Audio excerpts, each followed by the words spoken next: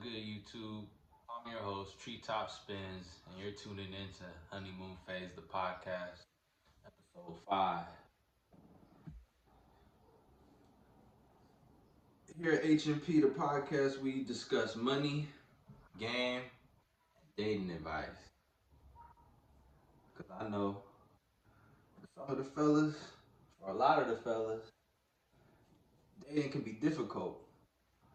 Sometimes it can become quite frustrating for both men and women. The dating scene. And the most common advice I hear from the old heads regards to dating is to avoid it. Just don't do it. People look down on the dating apps. However, regardless of how you meet someone, certain things must happen for lovemaking to ensue. I'm no guru. I'm no professional love doctor. I am a young black man with a little bit of experience. And I'd like to share that with the younger generation coming up. The one sex talk I had with my father, in short, he told me to think with the big head and not the little one. Easier said than done when you're a virgin addicted to X-rated content. After graduating from all boys school, college was fun. Classes weren't too hard and women were in abundance. Almost every class I had at least one dime in it. And a dime piece always had a baddie friend, and even a gay best friend. I still consider myself an introvert, even though I be on YouTube now. But I'm recording in the comfort of my own apartment, an environment where I can control completely. You see the boxes, if I wanted them gone, I could take them out right now. Take my time. Be in the kitchen. You know what I mean? I'd rather get on here and speak from the heart and go about the rest of my day instead of being outside, interviewing motherfuckers and this and that. But I'll get there one day. Pray for my TikTok. See me outside.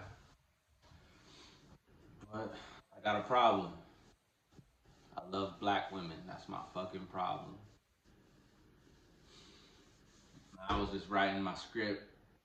I have a question, do I believe in soulmates? Maybe. I said timing is everything. Soul ties, I can understand.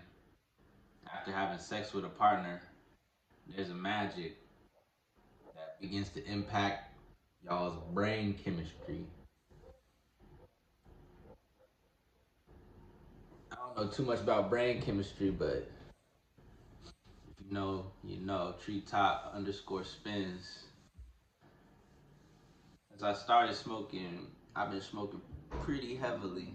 Like, at least once a day, multiple times, sometimes. And that messes up the dopamine, the natural dopamine your brain develops on its own. Because the brain, what it does after completing a difficult task, the brain secretes dopamine and it works as a reward system. That's why when you accomplish something, you feel good about yourself and you go about in a more confident way. You're more confident and you're more motivated to do more. Now, when you're getting all your dopamine from drugs and alcohol, your brain becomes dependent on the substance. Understand me? My friend has 3 more days counting down till she leave for booty camp. 3 more days. Last year, I was telling my friends and family I was joining the U.S. Navy. But luckily, I'm able to survive in Los Angeles with my corporate security job. I work the weekend shift, so Friday nights are the only night I have to go out and spend some money. I used to go to bars and clubs, but after a while, it was clear I was being priced out of these certain activities. I could never introduce a woman to a lifestyle that I couldn't maintain. But let me say that again. I could probably afford to do some fine dining every blue moon with a bad bitch, but I'll never introduce a woman to a lifestyle I cannot maintain. Once you show her your level, anything less is a red flag. This might be in the 48 laws of power or something, but you must manage people's expectations. Manage expectations of others. What you don't want to do is talk a big game, and then when it comes time to back it up, you have to start making excuses. That's weak behavior.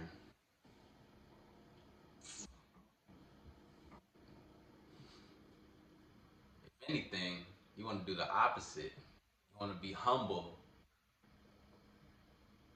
You want to show humility, and you want to downplay your skills. Downplay, downplay, downplay. So then when it's time to perform, you can exceed their expectations. So you downplay what you do, and then when it's time to show, you show out and you showboat. It's more memorable that way. You feel me? At least that's my little advice. Do what works for you, but talking big game and then not backing it up, that's weak. Like, just imagine if you was the bitch, you know, and you was expecting this and that from a nigga, and then you wouldn't like that, would you now? So that's why I like to downplay. The bitch don't care about you or what you got going on. If you text her the plans for the date, you can surprise her as long as it's a pleasant surprise. Pleasant surprise. I'll never forget this story, but there's a cute girl at the church. I went to a youth church back in the day. Back in the day, I was at youth church. This is probably my junior year. I was rocking my sky top dress, sun bleach, surfer beach bum looking ass nigga, you know what I'm saying? I like to wear the dicky pants and the denim jacket with my gold trim glasses. Anyways, the girl I was interested in was on the track team at Long Beach Poly. Prior to the Starbucks date, our youth church went on a retreat to the mountains. Yeah, around the winter time, we went up to the mountains with the church. We took a bus, stayed in the cabins. Boys had the boys' cabin, the girls was in the girls' cabin. And it wasn't just our church, there were some other youth groups who came up with us. It was a really dope time. We was away from all the noise and the energy from the busy city. We could connect with God and explore ourselves individually and spiritually. I don't know if they still do church camps, but it's not a bad idea. Uh, as long as it's a quick 2 day trip, 3 day trip. Anyway, she was on the trip too. I can remember because I sat behind her on the bus to the mountains. And I was trying to read and see who she was texting. As a man, just know these women are never truly single. They always have a guy in their rear view and They tend to keep orbiters around, which are guys in the friend zone that they keep in just in case. Just in case of emergency, they got a few guys who are more than willing to pull up. I thought I said a word to her at the church camp because when we went out, she said she didn't even know I was on the trip with her. To be an outstanding nigga, you cannot be afraid to stand out. I'll say it again. To be an outstanding nigga, you can't be afraid to stand out. To be an outstanding nigga, you can't be afraid to stand out. Basically, I picked her up from her pop's crib and drove down the street to the Crenshaw Starbucks. I ordered our drinks. We sat down, had our conversation. You know how it goes. Get to know you, get to know me. I was driving my first car at the time, a 2004 gray Volkswagen Jetta. And when it was all said and done, we got back to the car, but my car wouldn't start. Embarrassing. I called AAA and they came as soon as they could, but I was still like, damn. I drove her back home and that was that. I got a few more I got a few more stories. I got a few more stories similar to this one. Even though nothing came out of the outing, she probably could have made for a good prom date. Girls that went to public school while I was at private school, we wasn't really gonna be much of a match at the time. Unless I was a five-star division one recruited athlete, these girls were fucking who they wanted. And 10 times out of 10, it wasn't your boy. Knowing what I know now regarding sex and love, I wouldn't change a thing. I am a generous human being. I will love thy neighbor as thyself. I will love me enough for the both of us. I will pray to the Most High for wisdom and guidance. I am smart. I am worthy. I am beautifully made in God's image. I am consistently striving towards my goals every day.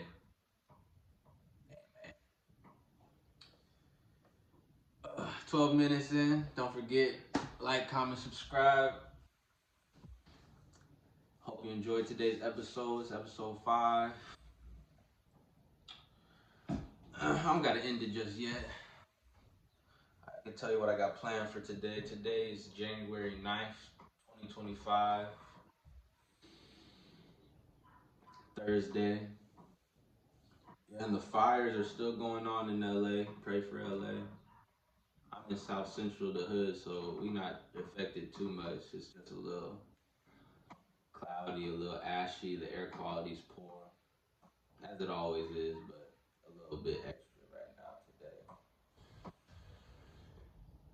Yeah, I see on the news the firefighters look busy, busy today. Apparently, the people living up in the mountains, they was told to evacuate, but they all tried to leave at the same time or something. The traffic was so bad that they ended up just leaving their cars in the middle of the road. They abandoned their vehicles, and I guess when the the firefighters were about to drive up the mountain, all the cars was in the way, and they had to hire a bulldozer to smash all them expensive cars out the way. Them Teslas, them Benzes, BMWs, Audis, all up there. Crazy. Yeah. Scary out here with the fire. Yeah, besides that, I'm gonna go see my auntie, Miss Tia Anna. She made a rum cake for my friend, a going away cake. Sure. Go there, get the cake, hit the gym. maybe hit the gym, then pick up the cake. I ain't quite decided yet. Fine shit hit me up, want me to go see her at the job. She don't ever want to see me when I'm at the job, and she want me to come see her. Interesting. But I'm gonna do it too. Lord knows I'm gonna do it. Lord willing, I'm gonna do it. Uh, Fuck with the Apple Watch still, the gift that keeps on giving. It got apps. It got Snoopy. I could change the face. I could change the wristband. And this is Series 7. Apparently, they don't make these no more. It's a shame. It used to be like 150. Now they all $500 again. Apple wildin'. It is what it is, though. That's what happens when you gotta pay for the brand, when it's brand name. That's just what it is. Hey, one of these days I want to do a tattoo tour for y'all. Maybe I'll wait till y'all give a fuck for real. Maybe I'll just show you my first tat ever right now. I got this 3 years ago. Okay, so I started with just this. Just the Monopoly Man. I can show you some pictures where it was just me and Mr. Monopoly Man. But basically, I got the Monopoly Man because I used to play Monopoly with my late grandmother, Abuela. That was one of our favorite games. And also, he got the chain. Boom. He got the money. He got the ring on his finger. He got the buildings, the property. He got his cane and his top hat. Game is game. I knew as a man, I had to focus on my strengths and not my weaknesses. I think having a little game, playing a little player ways, has been my beneficiary. I got Monopoly Man. I can tell you the rest of the tattoo story later. I started with the Monopoly Man because I knew game. The game is the game. You can't hate the player, you just gotta learn the game. Yeah, that was my first tattoo. It hurt too, it hurt bad. It didn't hurt too bad, but it hurt bad. Like, the closer you are to this part, that's gonna hurt. Anytime it's like a lot of black, like where it's the hat, that's gonna hurt. But I don't know, it's kind of fun getting a tattoo. If you could take the pain not too bad. You just gotta breathe. It's like having sex. The needle literally is like penetrating you, like it's dicking you down. The needle is gonna be dicking you down for like an hour or two. So, while it's happening, you just gotta zone out or whatever. Smoke just a little bud. They say don't drink alcohol because alcohol thins the blood, and you're literally bleeding the whole time you're getting tattooed. So yeah, shy away from the alcohol. Shy away from drugs in general. Shit not good for you. Yeah.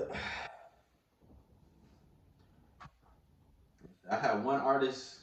One artist did this, and then my homie from my old job did this one. Payola on my arm, what that mean? Pay to play. If you ain't got no money for the music, ain't no way.